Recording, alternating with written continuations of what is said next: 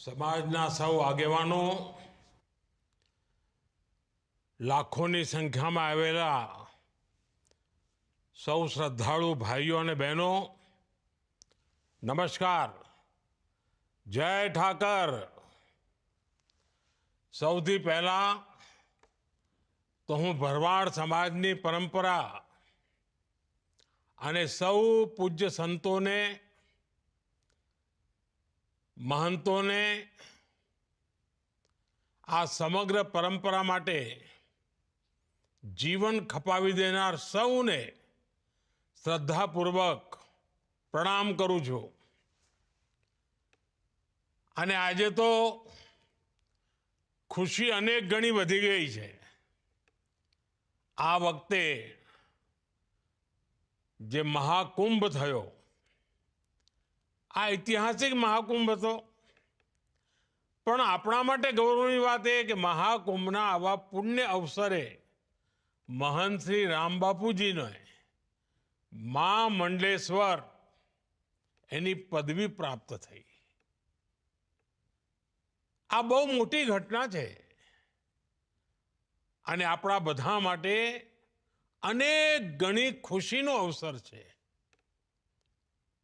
રામબાપુજી અને સમાજના સૌ પરિવારજનોને મારા તરફથી ખૂબ ખૂબ શુભકામનાઓ. ગયા એક અઠવાડિયામાં ભાવનગરની આ ધરતી જાણે એમ લાગે કે ભગવાન શ્રી કૃષ્ણનું વૃંદાવન બની ગઈ છે. અને એમાં પાછી સોનામાં સુગંધ ભળી અમારા ભાઈજીની ભાગવત કથા હોય ત્યારે શ્રદ્ધા ભાવ જે રીતે વહેતો હોય એટલે બધા એકદમ કૃષ્ણમાં રસ તરબોળ થઈ ગયા હોય એવું આ વાતાવરણ. અને વાલા સ્વજનો,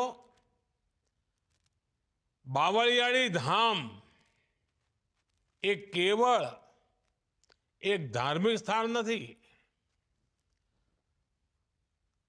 આ ભરવાડ સમાજ સહિત અનેકો માટે આસ્થા, સંસ્કૃતિ અને એકતાની પ્રતીક ભૂમિ પણ છે. નગા લાખા ઠાકર એમની કૃપાથી આ પવિત્ર સ્થાનને અહીંથી ભરવાડ સમુદાયને હંમેશા સાચી દિશા, ઉત્તમ પ્રેરણા, આનો અખૂટ વારસો મળ્યો છે. આજે આ ધામમાં શ્રી નગા લખાના ઠાકર મંદિરની પુનઃ પ્રાણ પ્રતિષ્ઠા આ પણ એક રૂડો અવસર છે આપણે ત્યાં. અને ગયા એક અઠવાડિયાથી જાણે રમઝટ મંડી છે. અને સમાજનો જે ઉત્સાહ, ઉમંગ, ચારે તરફ વાહવાહી સાંભળું છું હું તો મનમાં એમ થાય કે મારા જેવા વ્યક્તિ તો તમારી વચ્ચે અત્યારે પહોંચી જવું પડે. પણ પાર્લામેન્ટ ચાલે છે ને કામો એટલા બધા હોય એટલે હવે નીકળી શકાતું ના હોય. અને જ્યારે એમ સાંભળું કે અમારા હજારો બહેનોનો હુડો રાસ, પછી તો એમ થાય કે વાહ, જાણે વૃંદાવનને જીવંત કરી દીધું. આસ્થા, સંસ્કૃતિ અને પરંપરા, આનો આ મેળ, એનો આ મેળાવો મનને, ચિત્તને આમ પ્રસન્ન કરી દે. આ બધા કાર્યક્રમોની વચ્ચે જે કલાકાર ભાઈઓએ, બહેનોએ ભાગ લીધો અને આખા એ પ્રસંગને જીવંત બનાવ્યો અને સમયાનુકૂળ સમાજને સંદેશ આપવાનો એ પણ એમણે કથા દ્વારા આપ્યો. અને મને ખાતરી છે ભાઈજી પણ દર મિનિટે કંઈ ને કંઈ તો આપણને સંદેશો આપવાના જ છે. આના માટે પણ જેટલા અભિનંદન આપું એટલા ઓછા છે. હું મહંત શ્રી રામ બાપુજી અને બાવળિયા ધામ આના આ પાવન અવસરે મને સહભાગી બનાવવાનો જે અવસર મોકો મળ્યો, મારે માટે ખુશીનો પાર નથી. મારા માટે આભારના શબ્દો ઓછા પડે, ઉપરથી મારે તો ક્ષમા માગવી પડે કે આવા પવિત્ર અવસરે હું આવી નથી શક્યો, કારણ તમારો બધાનો મારા પર પૂરેપૂરો હક છે. પરંતુ જરૂર એ બાજુ આવવાનું થશે કોઈ વાર, ત્યારે હું જરૂર માથું નમાવા આવવાનો જ છું.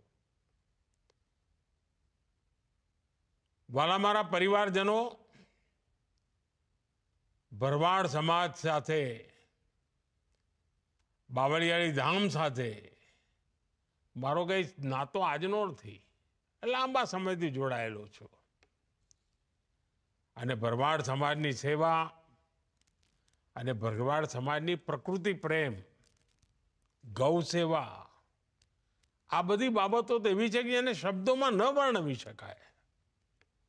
અને આપણે બધા તો દરેકની જીભે એક વાત તો હંમેશા નીકળે, ક્યારે ભૂલાય નહીં, નગા લાખા નર ભલા, પચ્છમ ધરાના પીર, ખારા પાણી મીઠા કર્યા, સૂકી નદીએ ચલાયા નીર. આ ફક્ત શબ્દો નથી, પરંતુ એ યુગમાં એમ કહીએ ને આપણે, નેવાના પાણી મોભે ચડાયા, એવા કામો, સેવા ભાવ એમાં પ્રકટીકરણ દેખાય. ડગલે ને પગલે સેવાની સુવાસ. અને આજે સદીઓ પછી પણ એને લોકો યાદ કરે. મને પૂજ્ય ઈસુ બાપુ દ્વારા જે સેવાઓ થઈ છે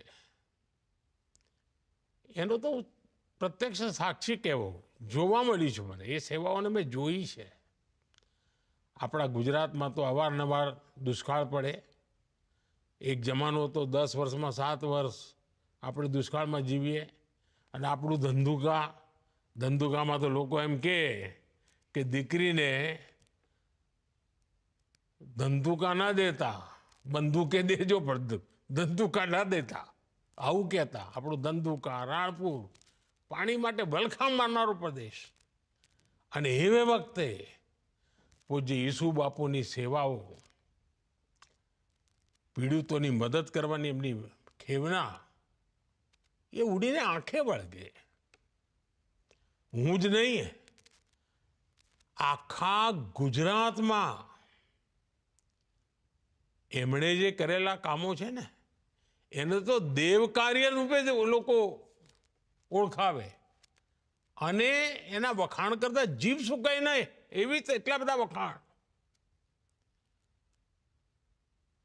આપણા વિચરતી જાતિના ભાઈ બહેનો, એના બાળકોની શિક્ષણનું કામ હોય, એટલું જ નહીં, પર્યાવરણ માટે પણ એટલું જ સમર્પણ.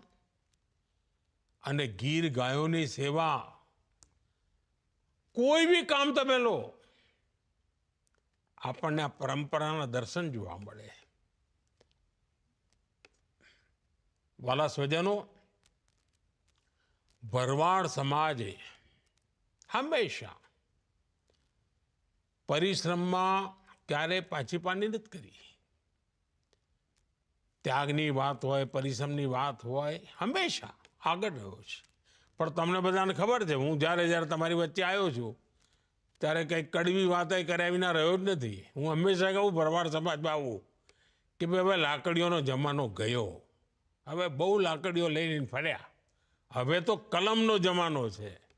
અને મારે ગર્વ સાથે કહેવું પડે કે ગુજરાતમાં જેટલો સમય મને સેવા કરવાનો મોકો મળ્યો, મારી વાતને ભરવાડ સમાજના નવી પેઢીએ સ્વીકારી, બાળકો ભણી ગણીને આગળ આવવા માંડ્યા. અને પહેલાં તો હું કહેતો હતો કે લાકડી મૂકો અને કલમ પકડો, અને હવે હું કહું છું કે મારી દીકરીઓના હાથમાં એક કોમ્પ્યુટર હોવું જોઈએ. બદલાયેલા જમાનામાં આપણે ઘણું બધું કરી શકીએ અને આજ આપણી પ્રેરણા હોય. અને આપણો સમાજ તો પ્રકૃતિ સંસ્કૃતિ બંનેનો સંરક્ષક છે. અને આપે તો સાચ અર્થમાં અતિથિ દેવો ભવ એને એમ જીવંત કરી બતાવ્યું છે. આપણે ત્યાં જેને કહીએ ચરવાહ સમાજ, બલુઆ, એ કેવી પરંપરા, આના વિશે તો બહુ ઓછા લોકોને ખબર છે. આપણો એવો સમાજ છે, તમને ક્યારેય ભરવાડ સમાજનો કોઈ માણસ તમને વૃદ્ધાશ્રમમાં જોવા ના મળે. સંયુક્ત પરિવાર, બુજુર્ગોની સેવા કરવી, એ તો આમ જાણે પરમાત્માની સેવા કરતા એવો ભાવ. વૃદ્ધાશ્રમમાં ના મોકલે વડીલોને, સાહેબ સેવા કરે. આ નવી પેઢીને આપેલા સંસ્કાર બહુ મોટી બાબત છે. ભરવાડ સમાજના સામાજિક જીવનના જે નૈતિક મૂલ્યો છે, એના જે પારિવારિક મૂલ્યો છે, એ હંમેશા મજબૂત કરવાનો પેઢી દર પેઢી પ્રયાસ થયો છે. વાલા સ્વજનો, મને એ વાતનો સંતોષ છે કે આપણો સમાજ આપણી પરંપરાઓને સાચવી પણ રાખે છે અને આધુનિકતા તરફ પણ હવે તેજ ગતિથી આગળ વધી રહ્યો છે. વિચરતી જાતિના પરિવારોના બાળકો ભણે, છાત્રાવાસની સુવિધાઓ બને, આપણે એક મોટી સેવા છે. આ સમાજને આધુનિકતા સાથે જોડનારું કામ અને દેશ અને દુનિયામાં નવા અવસરોમાં જોડાય. અને હવે તો મારા તો ઈચ્છા છે, આપણી દીકરીઓ રમતગમતમાં ખૂબ આગળ આવે એવી તાકાત પડી છે. આપણે જરા એના માટે મહેનત કરવી જોઈએ. હું તો જ્યારે ગુજરાતમાં હતો, હું જોતો ખેલ મહાકુંભમાં નાની નાની આપણી દીકરીઓ બધી નિશાળે જાય પણ રમતગમતમાં નંબર નહીં આવે. હવે એમનામાં શક્તિ પડી છે અને પરમાત્માએ એમને કાઠું પણ આપ્યું છે. તો જરા આપણે ચિંતા કરીએ એમ. અને જો પશુપાલનમાં કેટલી ચિંતા કરીએ છીએ. સહેજ આપણા ઢોરને કાંઈ થયું હોય તો આપણે ઊંચા નીચા થઈ જઈએ. આપણા બાળકો માટે પણ એટલો જ ભાવ અને લાગણી આપણે કરવાનું છે. અને બાવળિયાળી ધામ તો ચાહે પશુપાલન તો બરાબર છે, પણ ગીર ગાયોની નસ્લ એના માટે જે એમણે ચિંતા કરી છે, એના કારણે આજે આખો દેશ ગર્વ લે છે. આજે દુનિયામાં ગીર ગાયની વાહવાહી થાય છે. મારા સ્વજન ભાઈ પરિવારજનો,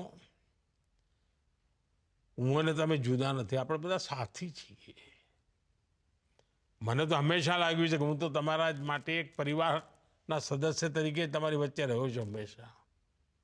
અને આજે બાવળિયાળી ધામ જે પરિવારજનો બધા આવ્યા છે, લાખો લોકો જ્યારે અહીં બેઠા છે, તો મને પણ થોડો તો હક તો ખરો ને. તો હું પણ આજે તમારી પાસે કંઈ માગવું છે અને આગ્રહ કરવાનો છું. અને મને ખાતરી છે તમે મને ક્યારેય નિરાશ નહીં કરો. જો આપણો દેશ હવે આમ આવી રીતે આપણે નથી રહેવું, આપણે એકદમ કૂદકો મારવાનો છે અને 25 વર્ષમાં વિકસિત ભારત બનાવીને જ રહેવું છે. હવે જો તમારી મદદ ના મળે તો મારું આ કામ અધૂરું રહી જાય. તો આખા સમાજે આ કામમાં જોડાવાનું છે. અને આપને યાદ હશે, મેં તો લાલ કિલ્લાથી કહ્યું હતું કે સૌનો પ્રયાસ, આ સૌનો પ્રયાસ એ જ આપણી સૌથી મોટી મૂડી છે. ભારતને વિકસિત ભારત બનાવવાનું એનો પ્રથમ પડાવ મારી દ્રષ્ટિએ આપણા ગામડાઓને વિકસિત કરવા જોઈએ. આજે પ્રકૃતિ અને પશુધનની સેવા એ તો આપણો સહજ ધર્મ છે. અને ત્યારે એક કામ આપણે ના કરી શકીએ. ભારત સરકારની એક યોજના ચાલે છે અને સંપૂર્ણપણે મફતમાં છે. ફૂટ એન્ડ માઉથ ડિસીઝ, આપણે ત્યાં એને ખુરપકા અને મુંહપકા એવી બીમારી તરીકે ઓળખતા હોઈએ છીએ. હવે એમાં લગાતાર વેક્સિન લેવી પડતી હોય છે, તો આપણા પશુઓ આ બીમારીમાંથી બહાર આવી જાય. આ પણ કરુણાનું કામ છે. હવે સરકાર મફત વેક્સિન આપે છે. આપણે નક્કી કરીએ કે આપણા સમાજ પાસે જેટલું પણ પશુધન છે એને આ વેક્સિનેશન અવશ્ય કરાવીએ, નિયમિત કરાવીએ, તો આપણને ભગવાન શ્રી કૃષ્ણના નિરંતર આશીર્વાદ મળશે. આપણો ઠાકરિયો આપણી મદદમાં આવશે.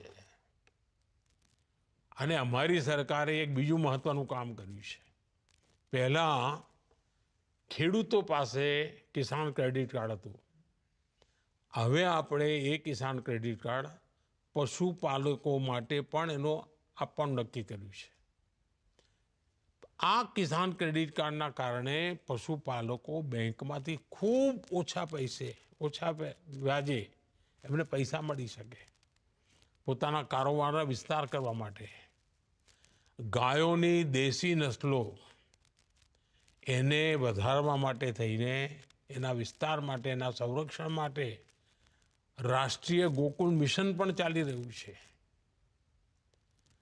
અને મારી તમને વિનંતી છે કે ભલે હું અહીંયા દિલ્હીમાં બેઠા બધું કર્યા કરું, પણ તમે જો ફાયદો ના લો તો એવું કોઈ ચાલે? તમારે એનો ફાયદો લેવો પડે. અને તમે મને આશીર્વાદ આપશો એ તો કોઈ, મને તો બધા હાલ લાખો પશુઓના આશીર્વાદ મળશે, જીવ માત્રના આશીર્વાદ મળશે. અને એટલે મારી વિનંતી છે કે આ કામને તમે માથે ઉપાડો. બીજી એક નાનકડી વાત તો મેં પહેલા પણ કરી છે, આજે ફરી કહું છું. વૃક્ષારોપણનું મહત્વ આપણે જાણીએ છીએ. અને આ વર્ષે મેં એક અભિયાન ચલાવ્યું. દુનિયાના લોકો એની વાહવાહી કરે છે. અને મેં કહ્યું ભાઈ, એક વૃક્ષ આપણી માતાના નામે, માતા જીવિત હોય તો એને હાજર રાખીને વૃક્ષ વાવીએ, અને માતા ના હોય તો આપણે એનો ફોટો સાથે રાખીને વૃક્ષ વાવીએ. અને આપણે તો એવા ભરવાડ સમાજના લોકો કે આપણા ત્રીજી પેઢીના, ચોથી પેઢીના વડીલો 90 વર્ષે 100 વર્ષે જીવતા હોય, આપણે સેવા કરતા હોઈએ, તો આપણે માતાના નામે ઝાડ વાવીએ, વૃક્ષો વાવીએ અને ગર્વ કરીએ કે આ મારી માતાના નામે છે, મારી માતાની યાદમાં છે. અને આપ જાણો છો, આપણી ધરતી માં એને આપણે કેટલી દુઃખી કરી મૂકી છે. પાણી કાઢ્યા કર્યા, તરસી કરી દીધી, કેમિકલ નાખ્યા કર્યા, એટલે ઝેર એના પર પાથરી કર્યું. આ ધરતી માને ફરી સ્વસ્થ બનાવવાની જવાબદારી આપણી છે. અને આપણા પશુપાલકો પાસે જે પશુ છે એનું જે ગોબર છે એ પણ મોટું ધન છે. એ આ ધરતી માને નવી તાકાત આપે એમ છે. અને એના માટે જે પ્રાકૃતિક ખેતી જેની પણ પાસે જમીન હોય, જેને પણ અવસર હોય, એટલે ગુજરાતમાં તો આપણા ગવર્નર સાહેબ બહુ મહેનત કરીને પ્રાકૃતિક ખેતી માટે ઘણું કામ કરી રહ્યા છે, આચાર્યજી. અને મારી તમને બધાને લાગણી છે કે જે પણ આપણી નાની મોટી જમીન હોય, આપણે જરૂર પ્રાકૃતિક ખેતી તરફ વળીએ અને આપણી ધરતીમાની સેવા કરીએ. આપણે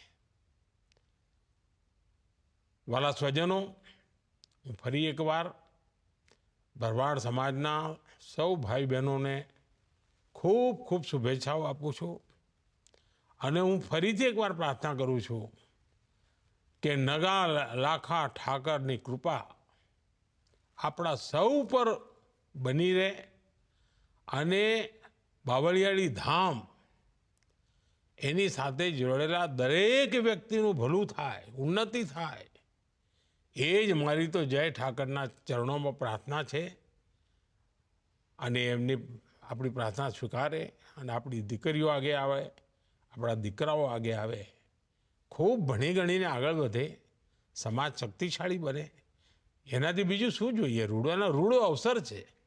આ રૂડા અવસરે ભાઈજીની વાતો આપણે માથે ચડાવીએ, ભાઈજીની વાતો આગળ લઈને જઈએ અને કંઈક નક્કી કરીએ કે આપણે હવે સમાજને આધુનિકતાની તરફ શક્તિશાળી બનાવીને લઈ જવો છે.